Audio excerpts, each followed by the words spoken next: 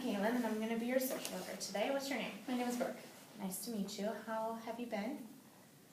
I'm hanging in there. I mean, things are kind of rough, but that's why I'm here, so hopefully we can get some help with that. Okay. Well, before we start, I just want to let you know that I am a mandated reporter. So if you tell me anything that indicates that someone else you know is being harmed, or you are wanting to harm yourself or others, I do have to report that. And if that comes up, we can talk about that and maybe even report it together. And also, if there's anything that comes up during this session, and if it's rough or you are feeling like you need a break, just let me know, and you can end the conversation at any time. Okay. That's up to you. All right. So you mentioned that things are kind of rocky right now. Is that what brought you in today? Yeah, I have been struggling a lot with depression and some suicidal thoughts, and so my parents thought it was best that I start seeing someone before I may have acted on those thoughts. Okay. How often do you have suicidal thoughts? Probably about 3 to 5 times a week, depending on the week. Okay. Is there anything else that's happened recently that might be contributing to the way that you're feeling? No, I mean, I've been kind of struggling with this since about middle school. It just comes and goes. It gets worse, believe it or not, in the summertime. And so I always had no friends or anything in the summer, so I think that's what triggers it. But no, I mean, things are pretty good. I have a stable relationship and things. I just get really down and just stay down. I don't really know how to fix that. Okay. Yeah, that can be tough. I know what it's like to feel like you're a little bit on your own, and that can be really hard. So you mentioned you have thoughts like 3 to 5 times a week. Have you ever made a plan, like actually made any sort of plan? Not that I've stuck to. I've thought about, okay, this is how I do it, and I've held like the pill bottle in my hand, but never really gone through with it. I don't know, I guess I was a little scared to go through with it, but definitely thought about it a lot. Was there anything else besides fear that held you back? I don't know, maybe just the thought that, you know, maybe that people would be better off. At the same time, I wouldn't want to do that to my parents either. I'm all they have, really, so. So your parents are a big part of your life?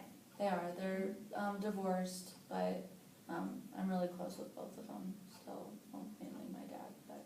That's good. What do you think your parents would do if you did decide to take your life? I think it would really tear them apart. My mom's an only child. My dad has siblings, but after my grandma and grandpa died, no one talks to my dad.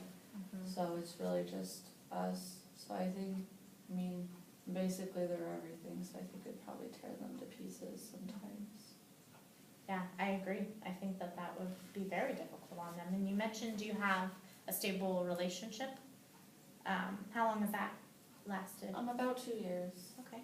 Yeah. Is there anything in your future in that relationship that you're looking forward to? Have you guys talked about maybe getting engaged or married? Yeah, we've talked about getting engaged here pretty soon. We wanted to get engaged in the last year, but it didn't really happen with financial issues. But we're hoping to get engaged soon and, you know, eventually get married with that and stay together. That sounds like something really great to look forward to. Yeah, sounds like a lot of work also. It can be. It definitely can be, especially for the bride. But that's a great thing to look forward to. Yeah. And you don't always have to do a big thing. You can do something small. But so, do you think that might be something that would definitely be worth sticking around for? You want to see how that turns out? Yeah, and I mean, I really do think about my future, and I feel very grateful for it. But sometimes when I get those thoughts, like it's all negativity, and I can't really see like, oh, you know, my boyfriend shouldn't have to worry about me anymore. Like he would find someone better. It's just a trickle down effect of all these negative thoughts. Yeah, that can be really hard. It sounds like you have 3 key people in your life that are really good supports and really healthy relationships for you. That's a good thing. And, I know it can be tough sometimes to, imagine being a burden on another person, but I would like to assure you that that's not the case. And I think that, the fact that your parents recommended that you come here shows that they really, really care about you and they really want you to, thrive and to, get whatever it is that you need in order to feel better. So, would you be open to talking through some ideas with me of maybe improving the way that you feel? Sure.